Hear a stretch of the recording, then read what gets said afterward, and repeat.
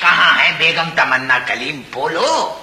یہ گھنٹی بھی بیگم تمنا کلیم کی ہی تھی، اور یہ مسلسل بجائے جائیں گی جب تک یا تو بجلی نہ چلی جائے یا دروازہ نہ کھل جائے. ارے پہلے دیکھ تو لو کہ کون آیا ہے، فضول بولے چلی جا رہی ہو. گھنٹی گھنٹی گھنٹی، کیا پی ایچ ڈی کی ہے تم نے گھنٹی پر؟ جاؤ توتا لو فال نکالنے کے لیے، بیٹھ جاؤ وہاں بندر روڈ پر. صاحب جی وہ بیگم کلیم آئی ہیں. چلو چلو چلو. بھائی بیگم ایک بات بتاؤ، ہم گھر میں موجود ہیں یا رفیق بھائی کے ساتھ باہر گھومنے گئے ہیں؟ ویسے ماشاء اللہ آج تو تم نوبیاہتا لگ رہی ہو. آدھی رات کو غیر مطبوع کلام لے کے غیر اخلاق استاد کے پاس منہ اٹھائے چلی آتی ہیں. چلو اٹھو، باہر جا کے مل لو ان سے.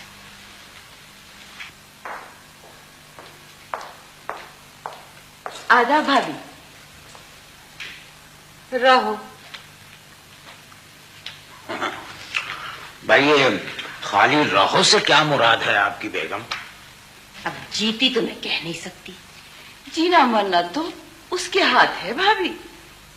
تمہارا جینا مرنا کیا مرزا کے ہاتھ ہے؟ نہیں بھابھی، اوپر والے کے ہاتھ. تو پھر یہ ہاتھ نیچے کی طرف کیوں اٹھایا ہے؟ وہ مونڈا اترا ہوا ہے نا، ہاتھ پورا نہیں اٹھتا.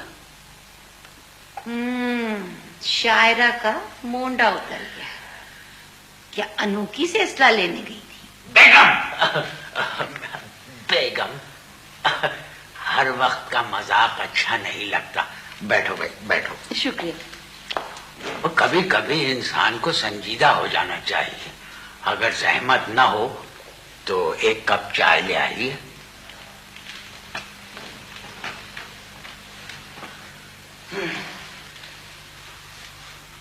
بیگم کلیم کتنی مرچی؟ مرچی چینی کہنا چاہ رہی ہیں. 2 چمچے اونلی. تمہارا 1 چمچہ تو یہ مونڈھے پہ بیٹھا ہے لونلی. خیر چھوڑو اس بات کو. یہ بتاؤ کہ اس وقت کیسے آنا ہوا؟ شاعرہ ہوں، غلط بیانی سے کام نہیں لوں گی. غزل پھنس گئی تھی. کسی پلمبر کو بلواتی نکلوا لیتے. اب مرزا پھنسی بھی غزل کیسے نکالیں گے؟ بیگم بیگم بیگم خدا کے لیے جائیے، کپ چائے لے آئیے. جائیے.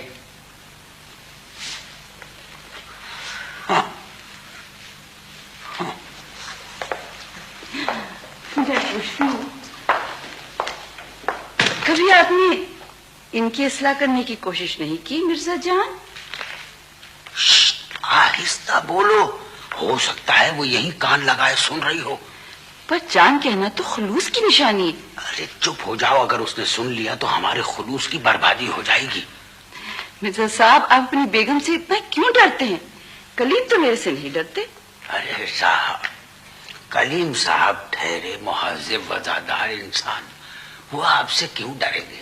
البتہ آپ ان سے بہت ڈرتی ہیں. جی ہاں، یہ تو خود میں آپ کو کتنی دفعہ کہہ چکی ہوں. ہائے،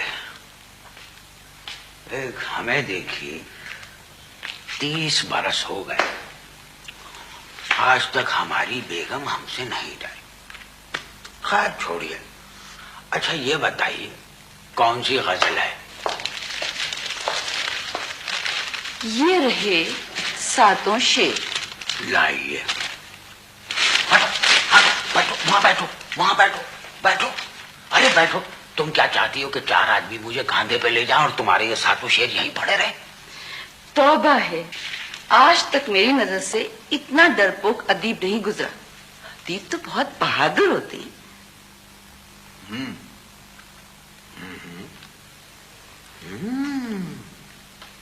بھائی واہ،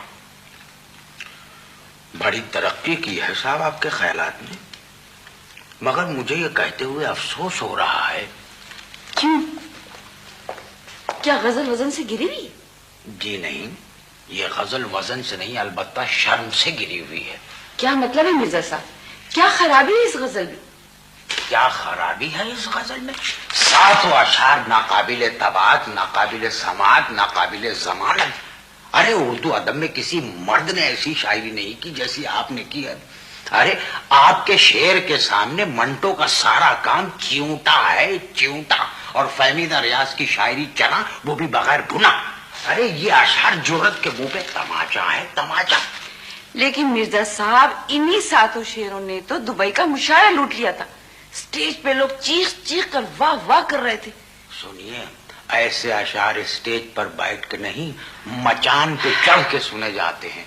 یہ رکھو, یہ رکھو, اس سے پہلے کہ بیگم ان کو دیکھے اور میرا 2 غزلہ بنا دے, ان کو اپنے پاس رکھو. ارے ان شعروں کی اصلاح تو سرکس کے شیر کی طرح ہاتھ میں ہنٹر لے کے شاعرہ کے ہنٹر مار مار کے کرنی چاہیے, اور ہر شے ٹھیک ہونے کے بعد شاعرہ اچک کے اسٹول پہ بیٹھ جائے. میں جا رہی ہوں مرزا صاحب, لیکن مجھے دکھ سے کہنا پڑتا ہے کہ آپ کی حرکات اور آپ کی سکنات آپ کی سوچ سے بالکل مختلف. میرے شعر گندے نہیں ہیں, آپ کا مغز گندا ہے. معاف کیجیے گا, میں آپ کہہ گئی, تمہارا مغز گندا ہے. ارے گھٹیا ہوٹلوں میں کھانے کھا کھا کر تمہاری زبان بھی گھٹیا ہو گئی. مغز سے کیا مطلب ہے؟ خدا حافظ. ٹھہرو. کیوں؟ مڑو. مگر کیوں؟ میں تمہارا آخری دیدار کرنا چاہتا ہوں. پتہ نہیں اس کے بعد اصلاح کے لیے تم آؤ یا نہ آؤ. کراچی استادوں سے بھرا پڑا ہے. استاد تاڑو, تاڑو جتنا آپ مجھے دیکھتے تھے اس سے آدھا بھی اگر میری شاعری کو دیکھتے تو آج میں صفحے 2 ان کی شاعرہ ہوتی. اپنا یہ ادبی خلا اتار پھینکیے. بڑے آن بان والے بنتے ہیں, پلنگ کی بان کی طرح آپ کی آن میں بھی جھول آ گیا ہے. تاڑو, بتائیے, تاڑو کہہ رہی, طریقہ ہے تم حال بلا. آئے آئے ہمارے گانے میں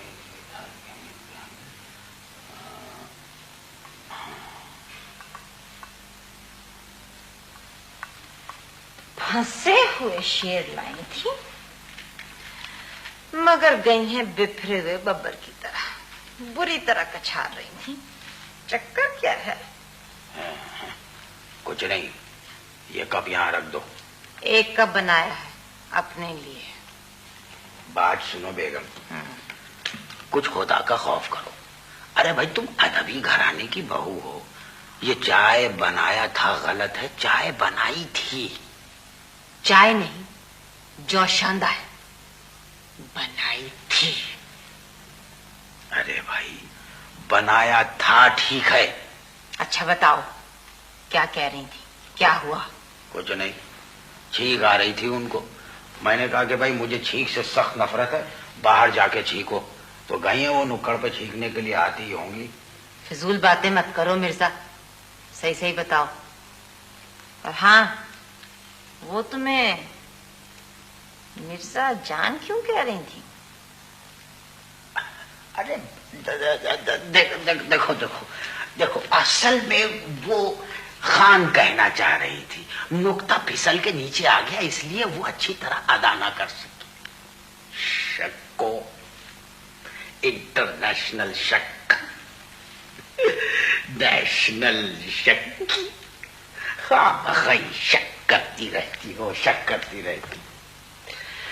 ارے بھائی دیکھو کیسی عجیب بات ہے, غزل کی ذرا سی میں نے برائی کی تو ناراض ہو گئی. غزل تھی کہ انارکلی؟ انارکلی؟ ہاں, دیوار میں چنوانے کے لائق, سارے شعر ہڑپ کر جانے والے. خیر وہ اتنی معمولی معمولی باتوں پر ناراض ہونے والی تو نہیں ہے. ضرور تم نے کچھ کہا ہوگا, اس لیے کہ تمہاری گفتگو میں تہذیب کا فقدان ہے اور ان کی جستجو میں تہذیب کا فقدان ہے. بتاؤ, استاد تاڑو کہہ گئی. تم ان کو گھورتے بھی تو بہت ہو. دیکھو بیگم, ایک بات کان کھول کے سن لو, اردو ادب کی تاریخ اٹھا کر دیکھ لو, جس کی اصلاح کی جاتی ہے اسے گھورا بھی جاتا ہے. ہمارے بعض استادوں نے تو بغیر اصلاح کے بھی گھورا. سمجھی, مرزا رسوا 25 برس عمراؤ جان کو گھورتے رہے, تب کہیں جا کے رسوا ہوئے. अरे छोड़ो, मुझे मत समझाओ। घूरने और देखने में जो फर्क है मुझे अच्छी तरह मालूम है। तमन्ना कलीम को देखते ही तुम्हारी आंखें ऐसे खुल जाती हैं जैसे पाकिस्तानी सूटकेस बंदी होने पे नहीं आती हैं। हाँ, सारे शायर, सारे फनकार एक जैसे, उर्दू अदब से वाकिफ, औरत के अदब से ना वाकिफ। हद होती है। देखो, इधर बैठो बैठो, मैं समझाता हूँ। तुम बैठो बैठो बैठो। देखो बेगम, मैं तुम्हें आज एक बात साफ तौर पे समझाना चाहता हूँ। देखो बेगम, तमन्ना